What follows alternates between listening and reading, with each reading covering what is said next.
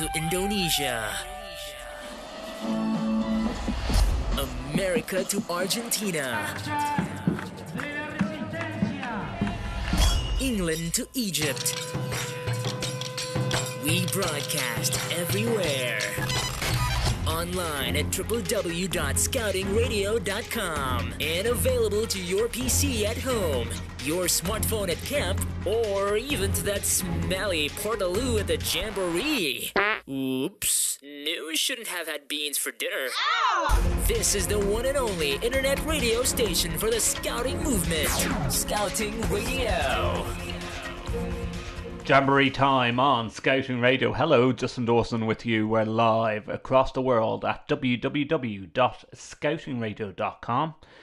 If you are looking at us online, you can view us on Facebook Live, facebook.com/Scouting Radio.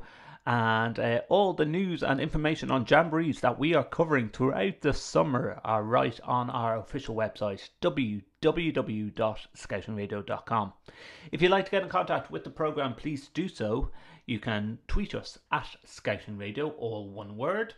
You can visit us on Facebook, we did mention that. You can email us, studio@scoutingradio.com. And of course, all the details on our website as well. Now, Blair, Atholl Jamboree, that's going on at the moment. Welcome Blair Atholl. As you'll see, the Scottish Scouts are starting to arrive. 600 Scouts should be arriving in the next couple of hours. And then tomorrow, they're joined by over 500 Scouts from 21 countries. And at that stage, our camp will be complete. It's brilliant to have all these guests on our field of dreams, and we're looking forward to the best international camp ever. So is ScotJam. ScotJam just finished, listeners. ScotJam has just finished. Alea Tiki Tonga! Alea Tiki Tonga! Oh, waza, waza, waza! Alea, ha! A little bit louder. Alea! Alea Tiki Tonga! Alea Tiki Tonga! Oh, waza, waza, waza!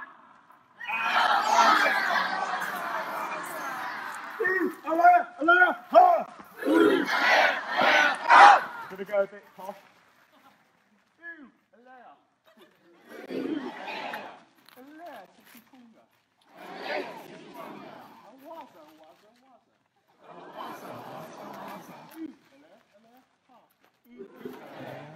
Now we're going to go a bit Gregorian monk.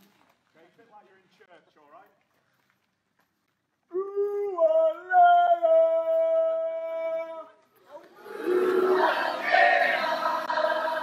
Alea Tiki Tonga! Alea Tiki Tonga! Waza, waza, waza!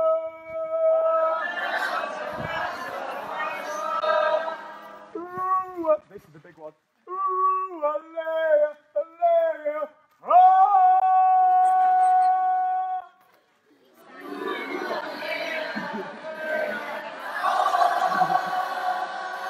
Final two.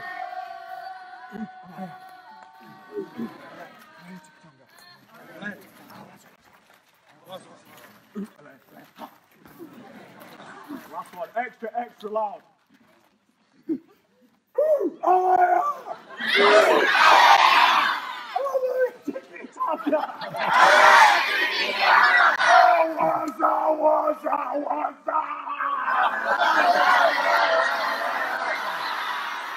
Alea, alea, ha! It's you, Jambo! And coming up, Roverway 2018 in Holland. Follow all the signs for the trains and you'll get to the meeting place where hopefully in the background, if I turn around, you'll be able to see the big red and white square cube just over that shoulder there. That's where a member of the CMT will be, and then have you on your way. Certainly if you are travelling with us with contingent flights, then we'll direct you on the way, and as well if you're just travelling by yourself, we can give some helpful advice just in case you're just a little bit confused which train you need to catch next to get to the hostel. See you tomorrow. Georgina asked about sort of programming for Central Camp, and so today on the Facebook page I posted the Tulip info, which the Dutch organisers have made, and it's quite long. It's 61 pages, but it's full of like pretty much everything you need to know about Rove Away from the event itself. So whilst the pre-event is for UK only, everything from arriving in The Hague to going home, it breaks it down. It has stuff about programs, stuff about just how it's going to work. It's got maps of the site in both The Hague and Zeewolde. So hopefully there is a timetable in there. I don't know if it has stuff about themed nights, but it has a day-by-day program. So hopefully that can answer some of your questions. And then the only other question that I've seen come in, unless some have come in whilst I've been talking, was from Steve about IST roles. So if you've been allocated a role which requires you to bring specialist equipment and stuff like that, then you will have already been told. Other people who are just doing more general roles are going to find out when they arrive on site or The Hague, I believe. So you might not know what you're going to do. You know, I went to the Jamboree in Sweden and I turned up and didn't have a clue what I was doing. I was on security for 2 weeks and was the world's worst security guard, but really enjoyed it. And so, you know, I understand that sort of frustration and, you know, trepidation going into it, not knowing what you're going to do. But unfortunately, that is the decision that the Dutch organisers have made. And so they've only told people who need to bring specialist equipment or like prepare things in advance. Yeah, there's the UK contingent there. And Jurassic Jam on the 11th of August. And of course, Home Austria on the 6th of August. Servus, this is Franz. This is our home. Right now, it's quite calm, but less than half a year from now, we will share it with 3,000 other scouts. So welcome to the relaxation area. It is really refreshing at least. And check this out. This is my terrace. A great view in every direction and ready to catch every adventure. Here you see my bathroom. Minimalistic design and completely outfitted with all necessities.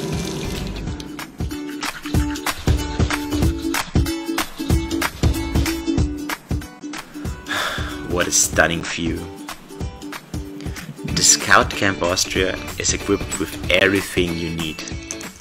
A kitchen, a gym. Oide, you have never seen a gym like this. And last but not least, here is where the magic happens. Here,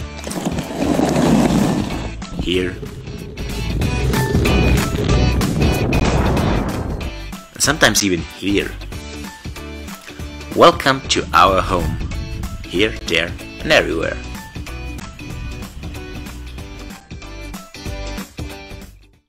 And of course, Norjam, 11th to 18th of August.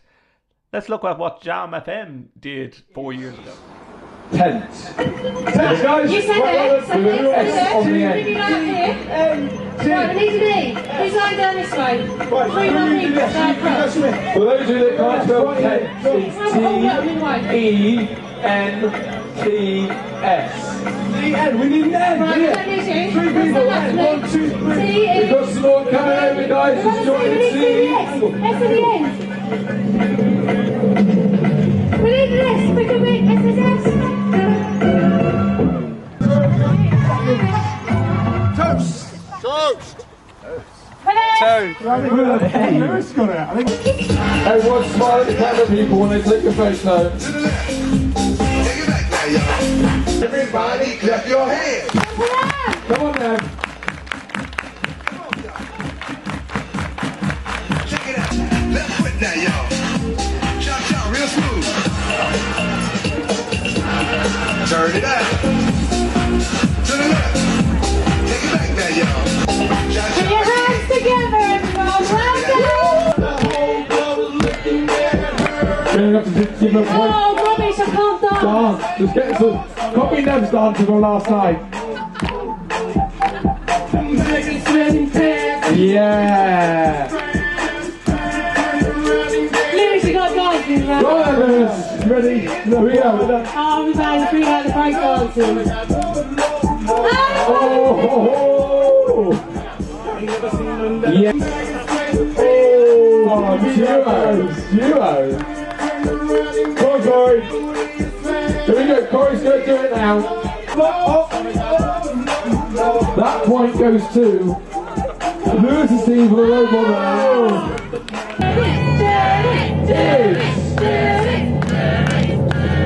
It's tense. I don't like it. Jenny! Now, Jenny.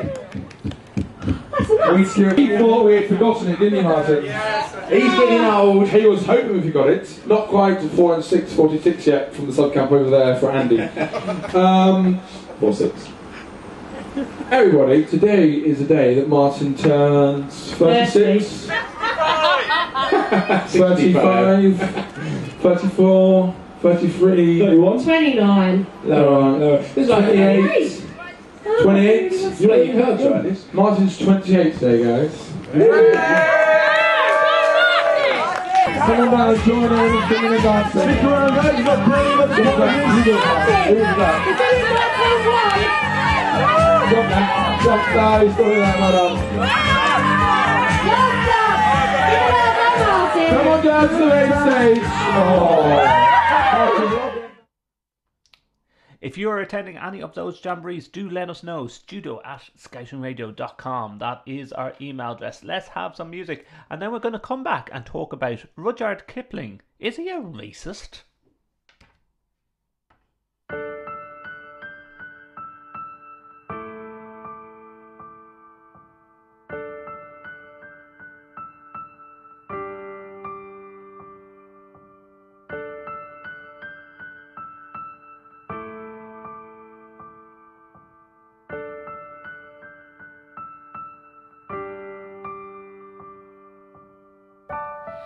The moment I knew you were here, I found myself daydreaming, dear.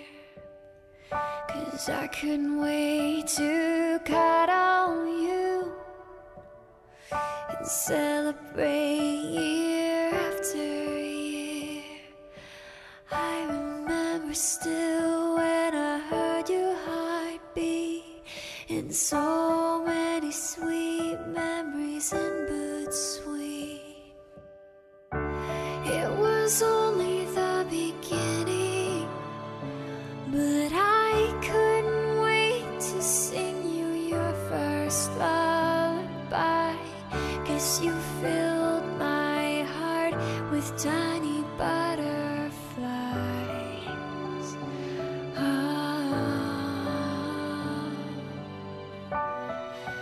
Now I can't imagine life without you near, whispering the cutest things in my ears. I'll never forget, it was only the beginning, but I couldn't wait to sing you your first lullaby. 'Cause you filled my heart with tiny butterflies.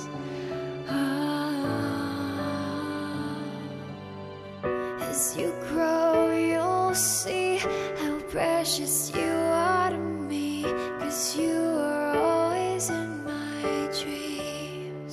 I'll never forget, it was only the beginning, but I couldn't wait to sing you your first lullaby. 'Cause you filled my heart with tiny butterflies. Honey, you filled my heart with tiny butterflies. There are lots of ways to be a kid. My way is to take a road that's not easy. It winds through woods and goes up steep hills. So it's a good thing I'm an adventurer. That's why I'm going to be a Cub Scout, because scouting will guide me to really big things. It will teach me to navigate the woods with confidence, and to navigate the world with confidence too. The scouting road will start with my very best right now self, and will lead me to my very best future self. Scouting will show me a kid who is brave, trustworthy, loyal, and kind. A kid who is always prepared. A kid who is me. Because there are lots of ways to be a kid. And my way is in the Cub Scouts. So scout me in. Scouting Radio is listener-supported radio. We are a volunteer station funded by you, the Scouting Radio listener, through donations and purchases on our online store. Visit scoutingradio.com. Jamboree, Jamboree, Jamboree. It is Jamboree season on Scouting Radio, and we're covering all the Jamborees from Blair, Atholl, ScotJam that's just finished, Roverway 2018, Jurassic Jam, Home, Austria, Jamboree, Norjam, and of course, next Wednesday, the Scouting Ireland National Jamboree. We're going to be catching up with the camp chief later on in the programme and tell you all about what to look forward to at the Scouting Ireland Jamboree at Stradbally. Do let us know if you are attending. We also have the Australian contingent, Dung Beetle or Stephen Kennedy, who presents on Scouting Radio. He gave us a little report where Zayden has been at Blair, Atholl, Jamborette, and now making his way over with the Australian contingent to Stradbally for the Scouting Ireland Jamboree. It's going to be so much fun, listeners. Loads of stuff planned out. Have an email here from Stefan Pearson. I hope I'm pronouncing your surname right, Stefan.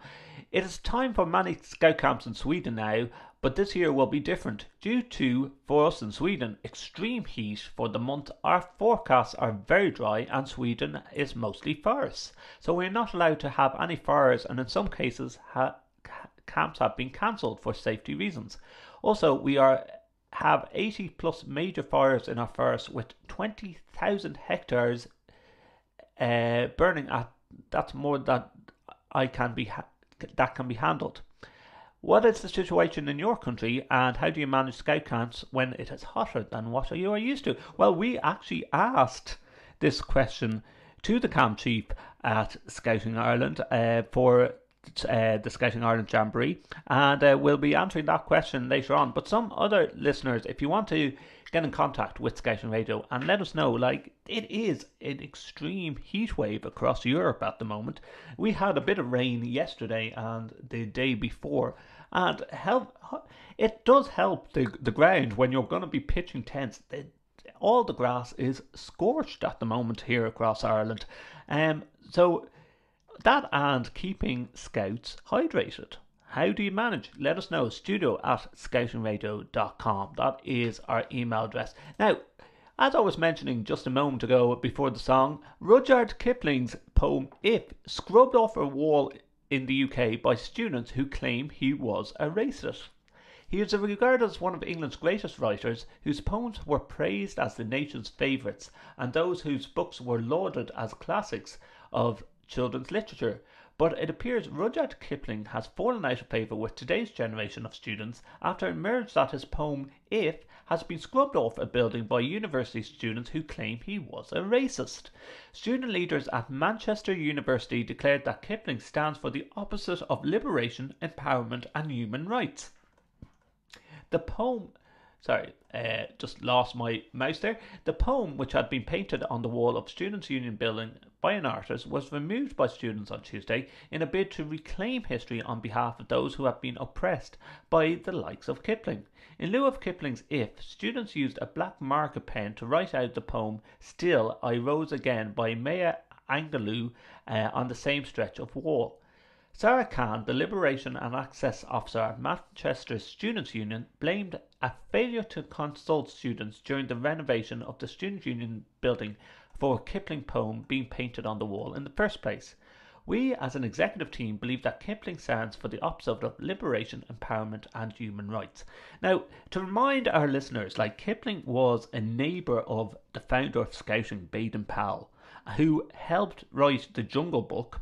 Who didn't help write the one, who wrote the Jungle Book, and it's the basis of Cub Scouting. And then the poem If has been always established throughout history as the next step to scouting, senior scouting and rover scouting. And to be honest, listeners, I don't find the words of the poem If to be oppressing. We're going to be asking our Scout historian presenter, Colin Walker, what he thinks of this move. And I'd like to hear your comments too about why Manchester University and the Student Union decided to take off this poem from their Student Union space. Let us know what you think. studio@scoutingradio.com is our email address. Is it a bit too far? As a Scout leader, do you think the poem doesn't bring encouragement to your Scouts? Let us know. studio@scoutingradio.com. You can also tweet us at Scouting Radio, and we're live on Facebook, facebook.com/Scouting Radio.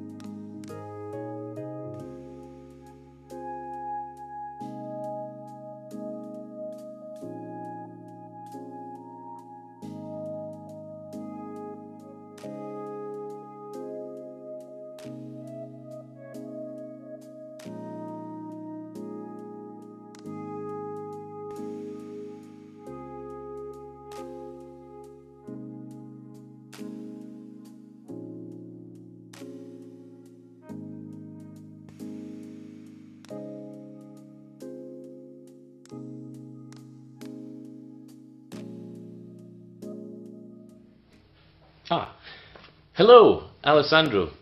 May I have a word with the Scouts of Brazil?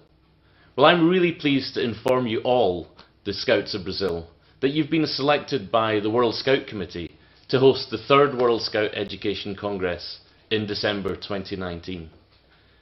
This choice is due to the Scouts of Brazil being an important reference in Scout education worldwide, and we also recognise that you're currently going through some incredible growth, which was recognised during the World Scout Conference in Baku last year.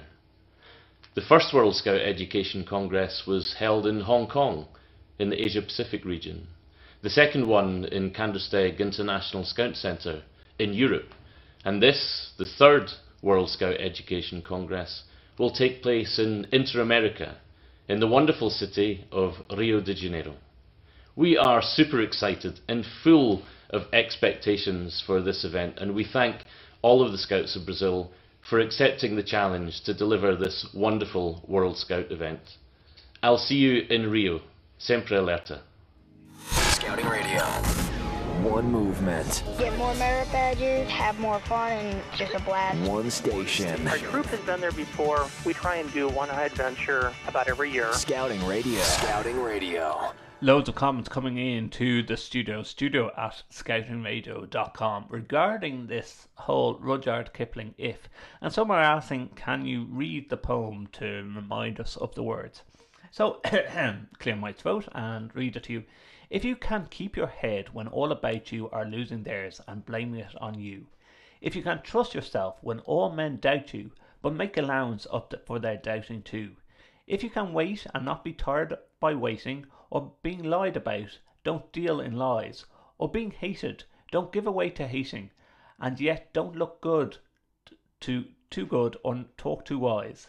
If you can dream and not make dreams your master, if you can think and make thoughts your aim, if you can meet with triumph and disaster and treat the two impostors just the same, if you can bear to hear the truth you've spoken, twisted by knaves to make traps for fools, or watch things that you gave you life to broken and stoop them up and build them with worn out tools.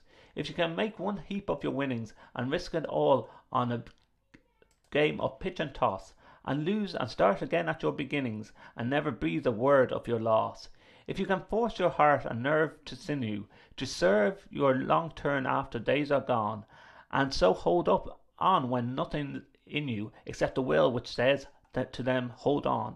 If you can talk with crowds and keep your virtue, or walk with kings nor lose the common touch, if neither foes or loving friends can hurt you, if all men count you but none too much, if you can fill an unforgiving minute with 60 seconds worth of distant run, your earth and everything is in it, and once more you be a man, my son.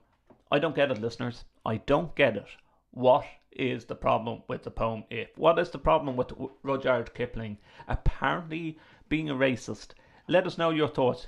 studio@scoutingradio.com. That is our email address. Live at www.scoutingradio.com. On demand at www.scoutingradio.net. This is the voice of international scouting and guiding. Welcome to Scouting Radio. Now, loads of people commenting about the heat wave at the moment. It is as dry as Gandhi's flip-flops. So campfires are banned at our local scout camps, which is random. It's usually very rainy, says Simon. Susan Gardiner says, I'm in Australia and we have cancelled postponed hikes in extreme fire danger. It's less this cooking situation. You have to cook on. You can have non-cook meals, but bushfire is in place and you don't want to be in. Also, every camp in summer has a good evacuation plan. See, we're not used to this over in Ireland and England, and we're not used to this heat wave, and it is a sign of global warming. Wow, it hasn't rained here in 50 days in my part of the UK, says Jennifer. Up in Manchester, says Daniel, we got one small bit of rain last week and we had a couple of bits this week. I heard the firefighters in the moors were dancing with joy at one point, which could be true. Like putting out the forest fires on the Moor Mountains and all the gorse fires there has been very difficult to put out for the firefighters. Coila says, this is our usual summer down under. It depends on the fire risk. No fires, alternative and highly contained cooking include no cook menus, thorough and clear evacuation plans, and no hesitation in implementing them. If there is a fire risk is catastrophic, we cancel camp. We also have camp at the Scout Den and have a sleepover and postpone camp until the risk is less, says Coila. This year our summer cold is in Portugal. Unfortunately, forest fires are very common here, and the main reason is a poorly handled forest, says Olivia. In doing our scout camps, we have adapted to extreme drought that affects us, except this year. We never use fire for anything. No cooking on fire, no barbecue, no campfire. If you want to do the first two, you have to do it indoors. There's a trend now that is not. It is not to use gas lights, only electric, solar, or battery. We do our meals in gas stoves, and we need to have a fire extinguisher nearby, buckets with sand, etc. It sort of takes away the joy of cooking on an open fire. I understand it's a drought in many countries across Europe at the moment, with extreme heat wave. But how do we deal with it? Is cooking on gas the answer? Great one here from Scotland and Alistair Norris. In Scotland, we don't have droughts. You can have a campfire here if you want. Plenty of campsites to choose from in Argyll rainforest. And Bill replied, love camping in Scotland, but sadly do the dreaded midges. Oh yes, eaten alive. I wonder how Lockdown in County Wicklow, the Scouting Ireland campsite, is dealing with it. Let us know your thoughts. studio@scoutingradio.com. That is our email address. Always ready, always on, 24 hours a day. Scouting Radio. This is a great story. Charlotte's painting chosen for the World Scout Jamboree's official artwork. A painting by a Portland Scout in the UK has been chosen as the 24th World Scout Jamboree official artwork. Charlotte Pascoe, age 14, is a member of the 1st Portland Scouts and had already been offered a highly coveted place in the 2019 World Scout Jamboree being held in West Virginia in the USA. She said, "I feel lucky to have been given the chance to do this. There will be around 40,000 teenagers from 150 countries. I can't wait to go, try new things and make friends from around the world." Charlotte lives with a condition called hypermobility type Ehlers-Danlos syndrome, or HEADS for short, which can cause multiple sprains, particularly in fully dislocated joints throughout her body. After partially dislocating her shoulder and taking some time off school to recover, Charlotte's mother, Katie, suggested she did some painting to cheer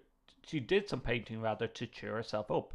What started as a design for thank you cards for people supporting her fundraising eventually became an image of a globe wrapped in a scout scarf. Katie was so impressed with her daughter's work that she decided to send it to the World Scout Jamboree's Facebook page. To their surprise, co-chair for the World Scout Jamboree, Scott Sorrells, contacted them to ask if it could be used as an official piece of artwork in the global event. The final piece was unveiled this month at the Boy Scouts of America AGM in Dallas, Texas, with Charlotte and her mother in attendance. Wow, so she got 2 trips to America. Charlotte said, I found out more about what will be happening at the Jamboree, and it's even made me more excited about going than I was before, if that's possible. I tried to represent 1st Portland Scouts and the island itself, and the UK Scouts with a smile, and I hope I did them proud. The teenager is continuing her fundraising efforts in the UK, is working towards her Young Leader qualification, and will take part in a 3-week residential programme and the Royal National Hospital for Rheumatic Diseases in Bath to help her manage her condition better at the event next year. And it's only a year away. And Scott Sorrells joins us on the phone line now. And Scott, thank you for joining us on Scouting Radio. Now, to remind our listeners, it's Canada, Mexico and the Boy Scouts of America coming together to host this at the Summit Bechtel Reserve. Scott, take it from there. How did you get involved in taking on this role? Well, we won the bid at the World Scout Conference. It was a co-hosted bid with Canada, Mexico, and the United States. Mm-hmm. And our bid team was all young youth leaders from those 3 countries. And I was recruited to be one of the 3 co-chairs shortly after winning that bid. So I've been working on this project for 9 years, I guess. 9 years? Oh my goodness! So you guys knew about it that long ago, I guess. So on a day-by-day basis, are you planning? Now the great thing is, let's rewind a bit. The Summit Bechtel Reserve, we have had the National Jamboree there for Boy Scouts of America. It's a permanent campsite. This is somewhat different to other World Scout Jamborees that have taken place in the past. So the infrastructure is 90% there. Would I be correct? That is correct. We have had 2 dry runs, if you will, at the site. Mm-hmm. It's a beautiful facility in the wilderness area of West Virginia. It's about 10,000 acres. I'm not sure what that equates to in other measurement units around the world, but it is a large site. And unlike prior World Jamborees, we're going to do everything that was done at prior World Jamborees, but we're adding 47 adventure components to the program. Wow. So the participants will have more to do than they can possibly accomplish in the 12 days we'll be together in West Virginia. Now, how often would you meet with the Canadian and Mexican team, and of course WSM, to organise logistics for this? We have calls just about every day at this point. In fact, as of today, we are 1 year out from the start of the World Jamboree. Wow, I never actually thought of it that way. Yes, it is. It's the 21st of July, so 1 year to go, 365 days to go. Now, in the past, you've had at national jamborees, whether it be controversial or not, you did have President Trump at the last national jamboree. Now, hosting in the World Scout Jamboree is you might say yes or no, or that's a security measurement. Are you going to invite the President of the United States to make an opening speech? Well, this is a co-hosted event, so it's not just our decision. You know, we're talking about who our speakers will be at this point, and we have some invitations out. They are not does not include heads of state at this point. Okay, that's a good answer. Like I agree, if it is a World Jamboree that's hosted by Canada, Mexico, and the US, you would nearly need the 3 presidents there at that stage. Yeah, we really want this to be about sharing the culture of North America, and so we can't talk about something from the U.S. without having a Mexican and Canadian component to it, and that's been consistent through every day we've been working together. Now, to help you and your team, you have set up a dream team. The dream team have been both from Canada, Mexico, and the United States as well, which is fantastic. But they were really on the forefront of the last National Jamboree, selling what is going to be at the summit in a year's time. So you mentioned that you're adding like a hell of a load of more adventure components to it. The other area which interests me is, in the past, the Boy Scouts of America have had the Eagle as a radio station. Will you have a radio station at the World Jamboree? I don't know that we're bringing back the radio station or not, but we're trying to really take it to the next level. We're going to have something called the Connected Experience, and one of the great benefits of being at the Summit Battle Reserve in West Virginia is we have enjoyed an incredible amount of support from AT&T. And this site is wired better than most cities in the world. I have to agree, because one of our members of Scouting Radio, volunteers, you might know him, of course, you might have met him in the past, Ed Evans, who lives a couple of miles south of West Virginia. Well, sorry, he lives in West Virginia, and also has been involved in QBSA, the Eagle, and he was able to transmit back like live reports every day to us from the Boy Scouts of America National Jamboree on 2 occasions now. And he's just holding his iPad out, and you have an incredible reception that isn't available anywhere else on any jamborees that I've been to. Well, we're getting ready, we believe, to even further upgrade the technology on the site, and we may very well be at a 5G level by the time we have the event next year. Wow.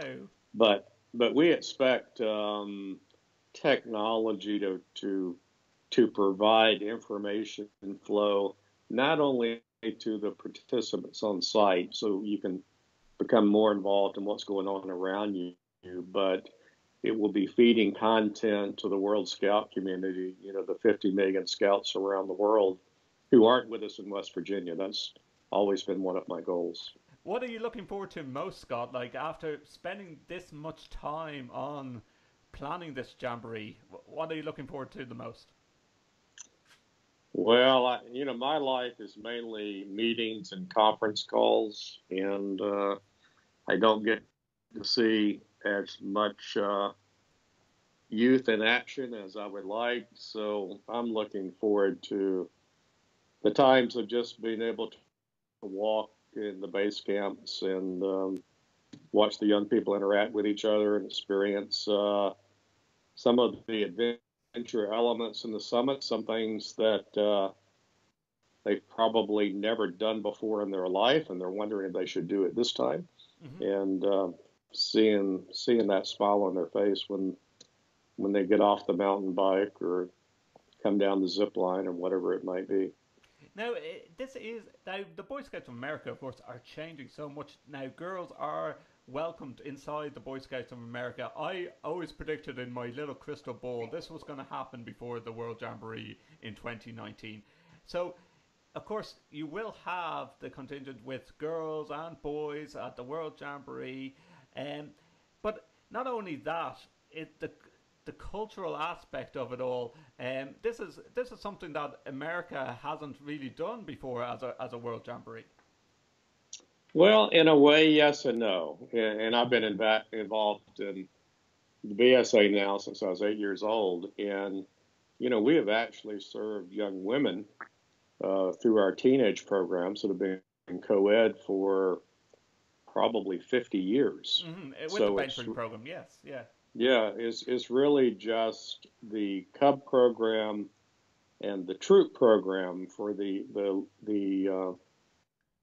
Boy Scouts that is new to bringing girls into that program, and we actually have arranged. You know, technically, we don't have girls, for instance, in the Boy Scout Troop program until February of next year, but we have arranged such that there's a 14-year-old young lady who wants to go as part of a Boy Scout troop.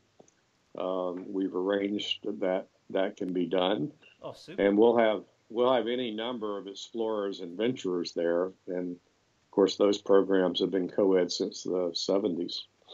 So, but I've seen also at the last Jamboree in Japan, they invited 2 participants from every country that scouting exists in. Would you be doing something similar for the World Jamboree?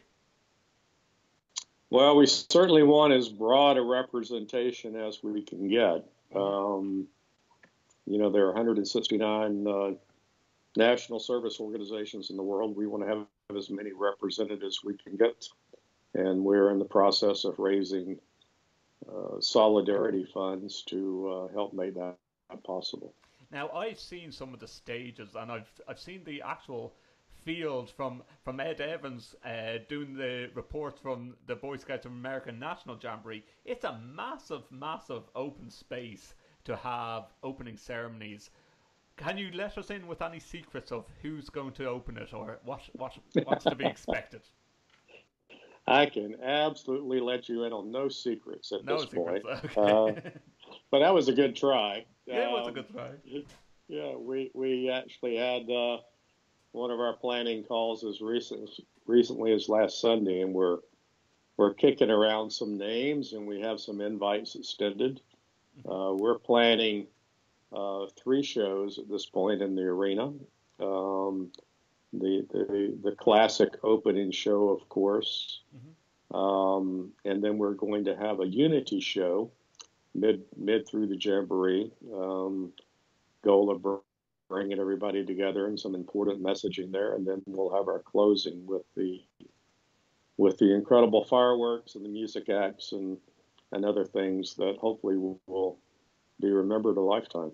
Now, year on year, well, I say Jamboree on Jamboree, rather, you have improved the transport across this vast open space of the summit. Now, all I can say to our listeners is if you actually zoom in on Google Map at the Summit Bechtel Reserve, it's fields upon mountains, upon rivers and gorges, but you cannot walk this space within an hour to get from one side of the campsite to the other. You've improved the transport. I'm guessing the transport at the World Jamboree is going to be amazing, trying to get scouts across from one activity to the other. Well, I think people, it is a huge site, and if you're starting in a base camp, for instance, and toward the middle of the property, and you want to walk over to say the BMX area, that's probably about an hour walk. Wow. Okay. And if you're planning to spend your afternoon over in the skateboard park and the BMX, it would be almost impossible for you to get to the other end of the property in the rocks, the climbing area, because it's just so far away. So people are going to have to plan how they're going to spend their days. And we will have enhanced transportation from what has been offered before at our national jamborees. But the reality is that this is a walking site, and people need to come prepared with the right footwear, i.e., not sandals, for instance. Yes. Because you'll be hiking through some beautiful wooded trails from location to location, and for 50,000 people, I can't really put enough transportation on the site to move 50,000 people around to everywhere they're going to want to go. Absolutely. So, even if you gave them those BMX bikes and said go off and cycle the length and breadth of the Jamboree, it'd still be a good half-hour cycle, I say, from one site area to the other. Yeah. So planning is going to be important, and we'll have materials coming out in advance of the Jamboree that will help contingents and unit leaders, think strategically about, okay, well, what do you want to do? And if you want to follow that program, how should you organize it? We don't want you to get, say, to day 3 of the Jamboree and just have figured out, well, I can't do rocks and BMX all in the same day very easily. So how am I going to use my time? And is it open to each scout to just sign up in advance to the activities that they want to do, or are you doing it as a sub-camp by sub-camp basis? Well, it depends on the activity. There are some activities that just by their nature are somewhat capacity limited. Mm-hmm. And some of those, the slots for those will be handled through the unit leaders. But most everything is, on the adventure side, is a walk-up activity. And the app that we'll have on site will actually be able to tell you, okay, well, you're at the skateboard park or heading toward the skateboard park, and it's got a pretty significant line at this point, but the BMX area next to it does not. So it's your app. You've improved that app even from the National Scout Jamboree a couple of years ago, where it was. I remember downloading it here in Ireland. Now, of course, I wasn't at the campsite, but I was able to see the functionality of the app. You're nearly creating what's like an American theme park of going, okay, this is a long queue, but over on the other space, and just by location settings, you're able to tell how many people. That's a fantastic way of doing a Jamboree and bringing technology into the Jamboree. Well, and we're testing some technology in a couple of weeks too. That's a wristband based technology that will assist our app in tracking program participants in terms of where they are, and will give us a way to communicate data throughout the site.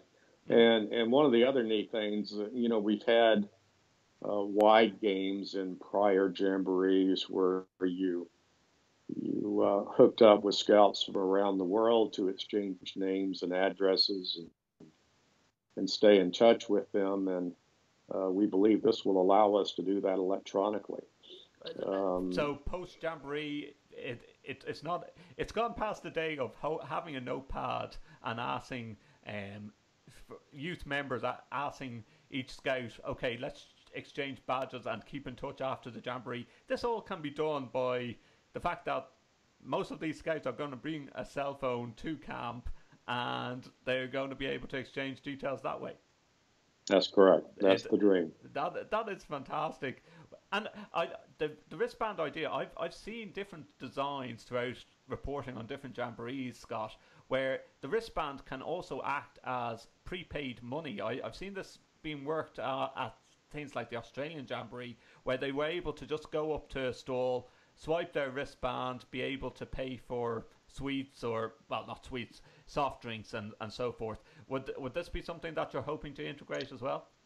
That's something we're exploring. We will certainly want to have some type of cash alternative available. Yeah, well, it's a fun. The great thing about a setup like that, Scott, is that eventually it gets to the stage of when a leader is looking for little Johnny or little Jill at a campsite, they can open up their phone and go, oh, they're over at the BMX track. Especially when you have a jamboree of this size and capacity. That's right. One of the other things that was real popular in the National Jamboree is we had some youth leaders anchor a television broadcast late each evening that kind of summed up what had happened at the Jamboree and things that people should think about in their coming days. And that was exceedingly popular with the people on site, but it was really neat because all of the scouts and parents who were not in West Virginia also signed in to see what was going on in the Jamboree. So we'll be anchoring our own TV show every night from the summit. And I remember actually seeing some of that with Boys Life and doing stuff at your National Scout Jamboree, bring back and just setting up their little studio on at the top of the hill overlooking the opening, the staging area. It was fantastic backdrop at the Jamboree. I have to say I will get over to West Virginia someday, even to just walk around the summit and see what size and capacity this campsite is. I really look forward to it. When this all ends, Scott, how are you? It's sort of going to be a bit of a changer for you if you've been doing this for the past 9 years. What are you going to go back to? What's the main job then after the World Scout Jamboree? Well, I'm probably going to take a day off, August 3rd. Okay. And beyond that, I don't know. I'm still practicing law as well. So I do have other things to entertain my time, but I've been active in scouting so long, it would be hard to step away. It's too much a part of all of our lives, and that's why we do it. But the summit is going to be there for generations to come. This really is. It's not just a Jamboree site, but it'll be running programs every summer for as long as we can think. And our hope is that the international scouting community will come back and visit us, perhaps when we don't have 50,000 people running around at the same time. Absolutely. I think it's like a mini Kandersteg because in essence, like you now have a permanent Jamboree site. I know you have Philmont, I know you have the Florida Sea Base and so forth over in America, but this could open up the doors to a real international flavor over in America. Well, that is our hope, and we do think it's the world's premier adventure camp. Mm-hmm. We're also very proud of the sustainable practices that went into the building of the camp, and there's a story to be told there as well. And we'll be advancing the UN's Sustainable Development Goals really everywhere you turn throughout the Jamboree, and trying to educate people in subtle ways about what went into building the site and how they can help our world when they get home. And I believe from hearing from Ed as well, all the day visitors will be coming through the visitor centre, which is actually just outside the summit actual campsite. So there's a distance between the visitor centre and the actual summit itself, isn't there? There is. We've built what's called the Ruby Welcome Center, out on the main highway. It's probably about 2.5 miles from the campsite itself. So we will be busing the visitors in once they're processed at Ruby. Right. So I say those buses on the days, even for the opening ceremony, there's going to be bus after bus after bus. It's going to be the logistics of that alone, listeners, is just fantastic. Well, one advantage of this site, moving away from the visitors, but thinking about the participants, I mean, the young people we're trying to serve, one advantage of this site is we do have a roadwork system throughout the the base camps and the sub camps. So when you come in on arrival day, we're not going to drop you at the front gate and say carry all your goods into your campsite. We'll actually be able to have your bus get pretty close to your actual campsite, and all you'll need to bring is your personal gear. Wow. And when you get to your campsite, there'll be these great big pods there already waiting on you. And they'll have everything you need to build your campsite, your tents, your cooking, your dining flies, the picnic tables. Really all you need to bring is your personal items, and then whatever you're going to use to express the culture and traditions of your country with the rest of the world. Wow. Now, how many do you expect to have, apart from the participants that will be camping there, on open days? How have you limited the amount of participants that can come to each open day?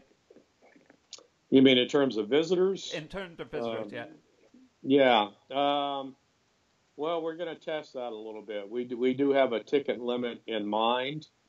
Our logistics folks are looking at that as we speak. Something else that's a little bit unique about the summit is, when you have 10,000 acres, we have something called Summit Center, which is the center of the property. Okay. But that in itself is very large. That includes the lakes, it includes the arena, it'll include the World Scout Center, the Global Development Village, the food houses. And then we have smaller examples of the adventure components in that area, like there's a rock climbing wall, for instance. But visitors will be restricted to that area.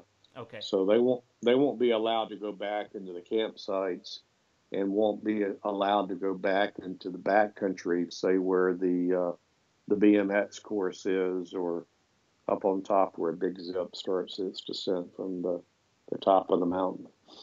But it's a big enough space for media and so forth. When you have American media, when you have global media, even probably, it's a big enough space to get the information across the world with the connected experience.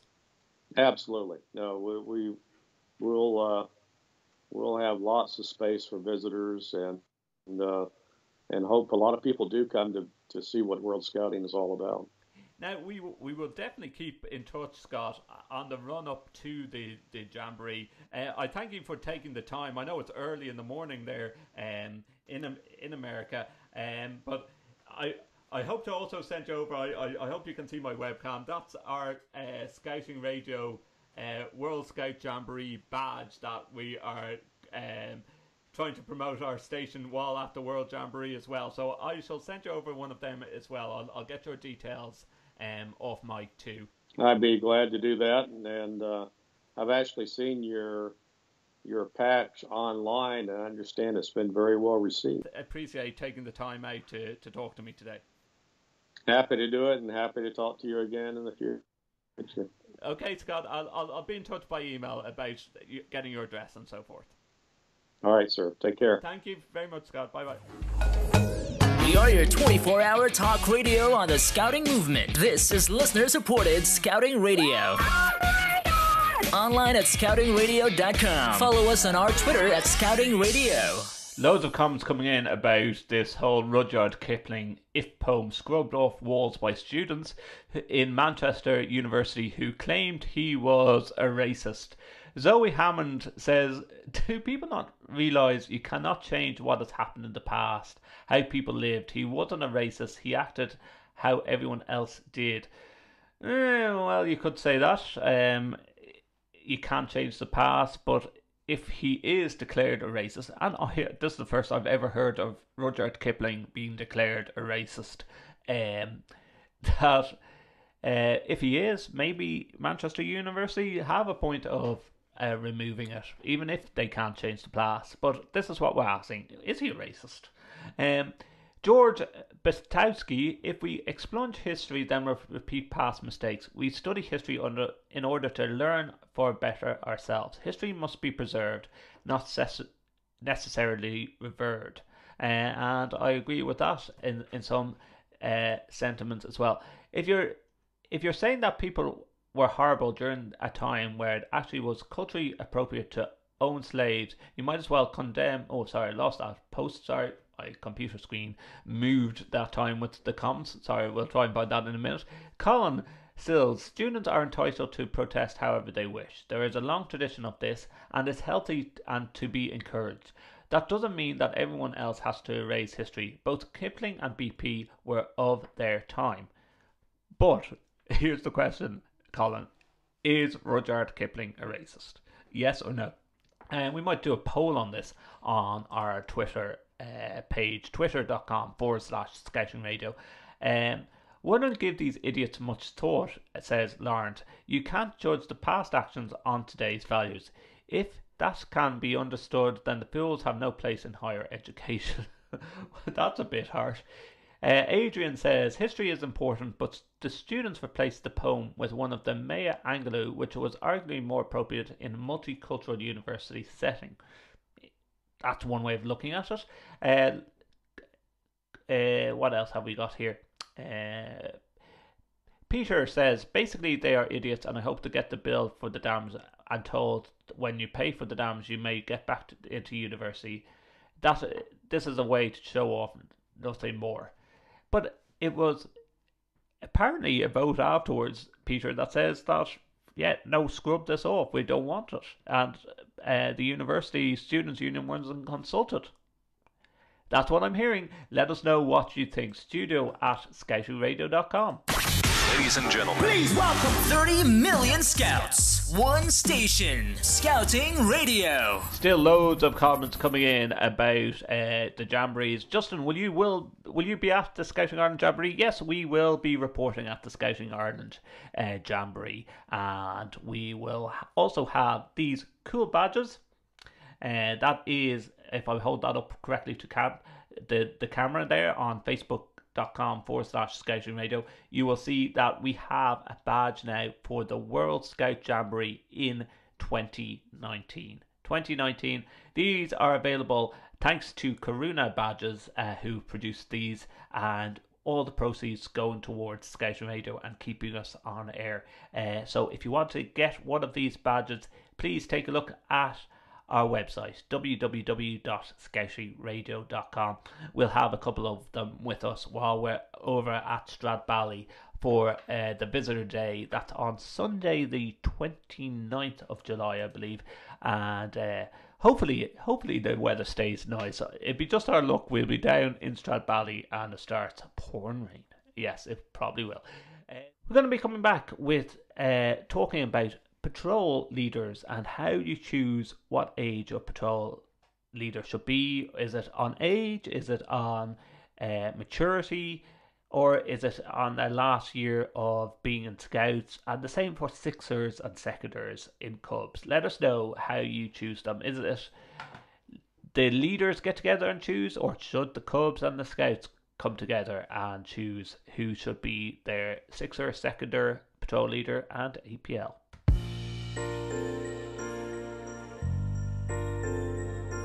We're going to be playing the music from the Scouting Ireland Jamboree song shortly.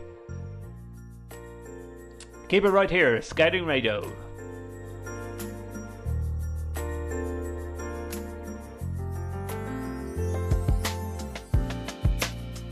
Here we are,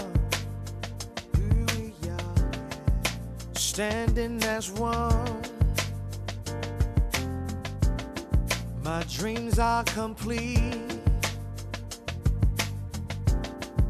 'cause I found the one.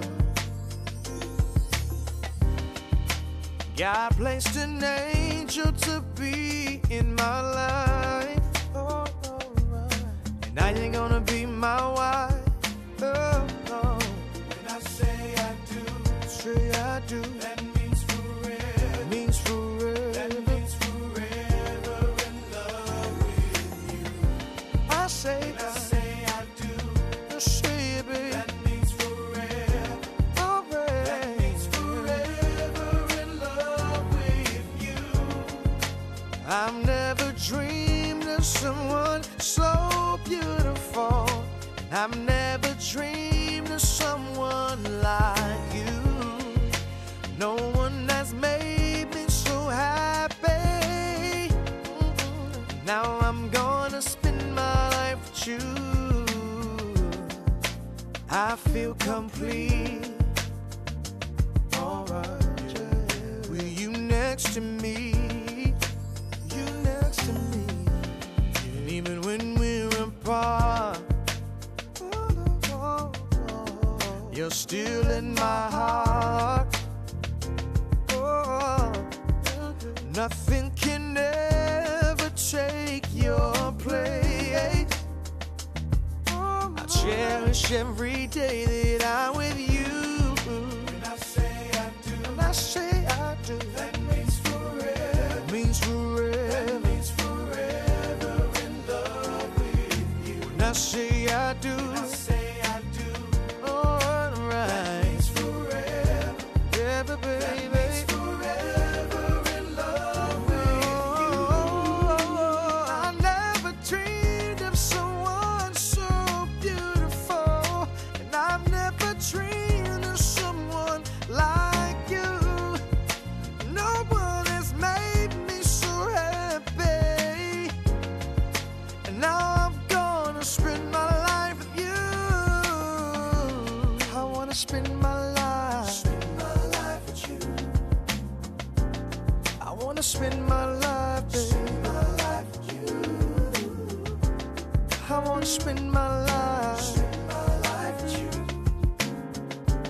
I wanna spend my life with you. When I say I do, when I say I do, It's Justin Dawson on Scouting Radio. It is Justin Dawson on Scouting Radio. Please do get in contact with the programme, studio@scoutingradio.com. Loads of comments coming in about Rudyard Kipling. Is he a racist? Is he not? We're going to put a poll together on the Scouting Radio website and on Twitter, twitter.com/Scouting Radio. Now, one of our listeners has emailed in Scouting Radio, studio@scoutingradio.com, to ask how do other groups pick their PLs, patrol leaders, and assistant patrol leaders, and we'll even go as far as saying how do you pick your sixers and seconders? Is it on age, maturity, or do you let the scouts vote? She says she just spent 1.5 hours trying to work out who to promote, as they have just lost 8 of their PLs and APLs as they moved up at the same time. And this is the problem. If you do pick it on age, listeners, there is a good chance that all the patrol leaders and APLs or sixers and seconders will move up at the same time. Chris Margaret says it's a mixture of maturity and skills. Katrina says, we have an issue too for cubs. I looked at every commitment, maturity and age as well as skills. Essentially, my older cubs usually fit the description, but occasionally I have 1 or 2 that have been promoted over older members due to their attitude. And I think, Katrina, I would agree with that approach from my years of doing scouts and cubs. I always find if you let the young person decide their sixer or seconder or patrol leader or APL, it can end up in a popularity contest. So sometimes you need the leaders to sort of step in and bring some sense and reasoning. Graham says, got a job. We let the youth pick some. That says Duncan. Daniel says, age, ability and commitment are my key factors. Scott Sorrells says, my plan for September is for the scouts to themselves forward if they want to wait and then hold elections. Leaders do have a silent majority, but only will step in if needs be. Exactly what I think, Steve. The young people made up the job description tonight. Oh, interesting. Duncan Curry says that's exactly what our troop does in similar situations to Steve. Emma says, I'm sat here thinking, hey, that's what we are doing, then realise that would be because it's your comment and not someone else's. It'll certainly be interesting to see what comes of letting the job description with Steve there as well. Studio@scoutingradio.com is our email address. Geordie says, I have a preference for natural leaders who stand up by themselves and are respected in their role by their peers. Age or length of membership are less important to me. Good comment. Jeremy says, usually those shown leadership consideration for their skills, age, maturity. I have appointed an APL because I wanted to bring him out of his shell and know he's capable. And that's the thing. You might have a really, really quiet young person, but has such an ability to lead when they do get involved with their patrol or six. And that happens too. And sometimes you just need to, as a leader, to a scout group or cub pack, you just need to push some of these cubs and young people out of their shell and get them confident in what they're doing. It happens in adult life too, listeners. It really does. studio@scoutingradio.com is our email address. We're coming back with more about jamborees and more, jamborees that are happening across the world on Scouting Radio.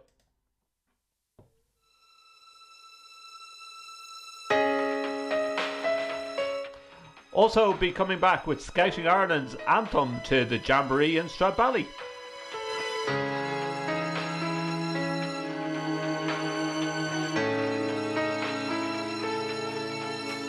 There's one way straight out of this small town. Running fast, I hope we don't fall down. We're chasing dreams, our heads are in the clouds. We'll be free, I know we'll make it now. Why are you so mellow? We made it out the shadows. I know you're scared to go, but you are not alone. I will be your echo.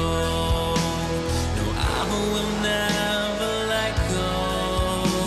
The sun shines so yellow. The future says hello. There's one way straight to the big city. Driving fast, you're looking so pretty. Gazing up while the sun is in our eyes. It's our time to live, not compromise. Sometimes the rain falls down, the mighty hits the ground. Things don't always go the way that they should go, but I will be your echo. No, I will never let go.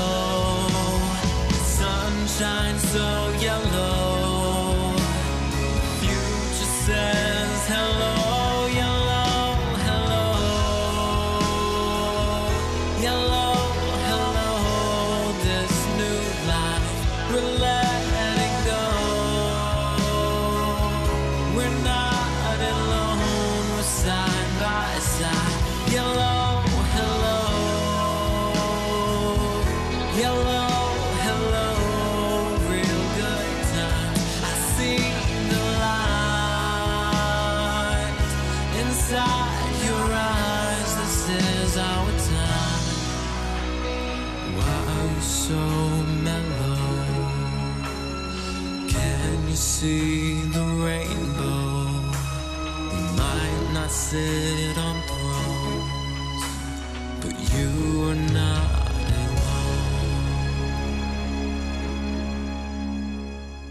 Scouting Radio. One movement. Get more merit badges, have more fun, and just a blast. One station. Our group has been there before. We try and do one adventure about every year. Scouting Radio. Scouting Radio. Justin Dawson, Jamboree time on Scouting Radio. Do get in contact with the station studio at scoutingradio.com. Did you know Scout leaders contribute to the equivalent of 37 million hours of voluntary work every year? That's estimated work of £380 million. There's an interesting stat for you. £380 million, 37 million hours of voluntary work by Scouts every year, listeners, every year. From Ireland to Indonesia, America to Argentina, England to Egypt, we broadcast everywhere. Online at www.scoutingradio.com and available to your PC at home, your smartphone at camp, or even to that smelly portaloo at the Jamboree. Oops. No, shouldn't have had beans for dinner. This is the one and only internet radio station for the scouting movement. Scouting Radio. Diane Lyons just sent us a lovely photo that will stick up on our Scouting Radio Facebook page and on our website www.scoutingradio.com. It's simply a card from a parent saying, "Dear Diane, thank you so much for your time, the most precious thing you can give, Aga."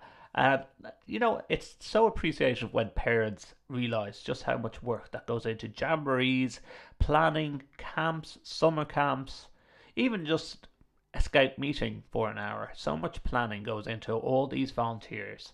Do get in contact with us if you have any more messages like that. studio@scoutingradio.com is our email address. Now, Joanne Watson sent us in a great photo as well. We'll stick that up on our social media and on our website.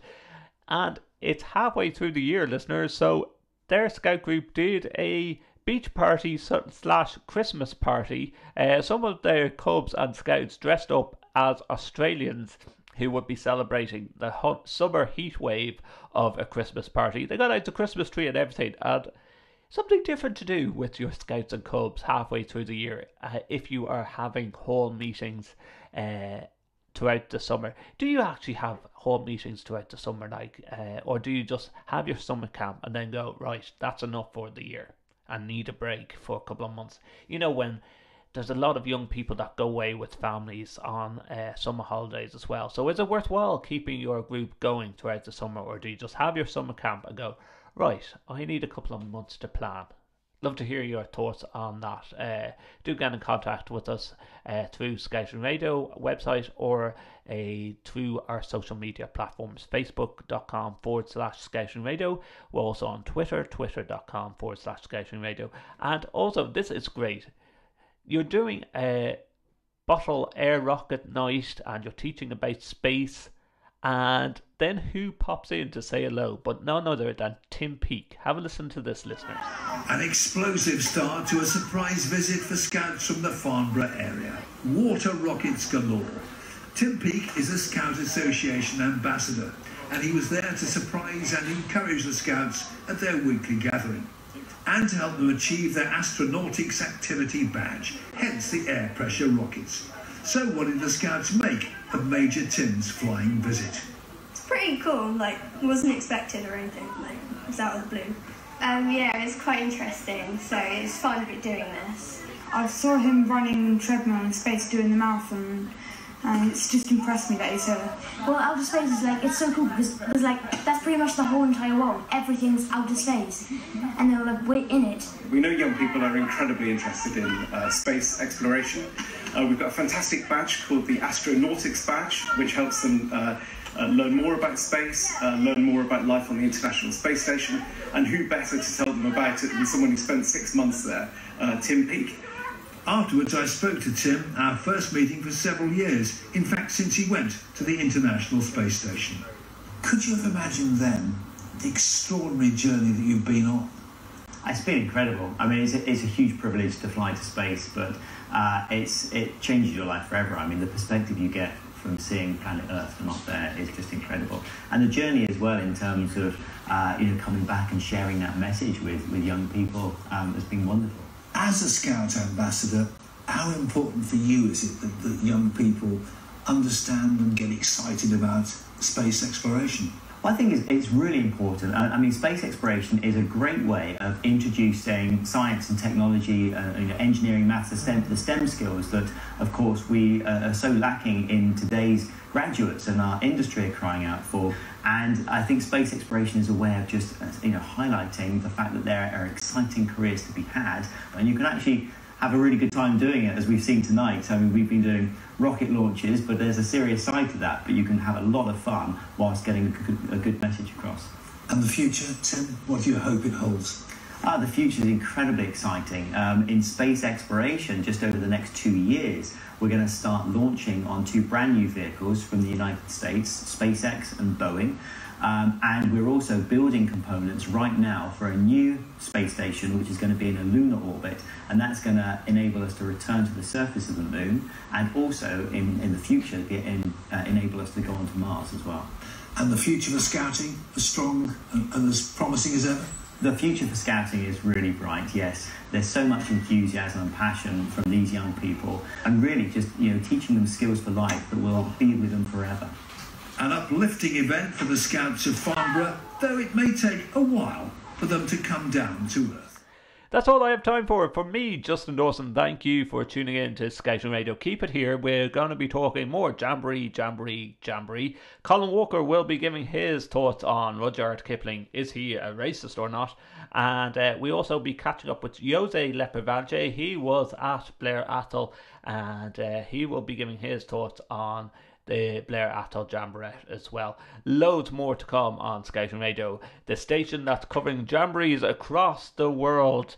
And also, don't forget you can pick up the World Scout Jamboree badge, our official Scouting Radio 2019 World Scout Jamboree badge, on our website www.scoutingradio.com. That was sponsored by Karuna Badges, and all proceeds going towards Scouting Radio. From me, Justin Dawson, thanks for listening, and catch up with you soon. Bye bye. Scouting Radio is listener-supported radio. We are a volunteer station funded by you, the Scouting Radio listener, through donations and purchases on our online store. Visit scoutingradio.com.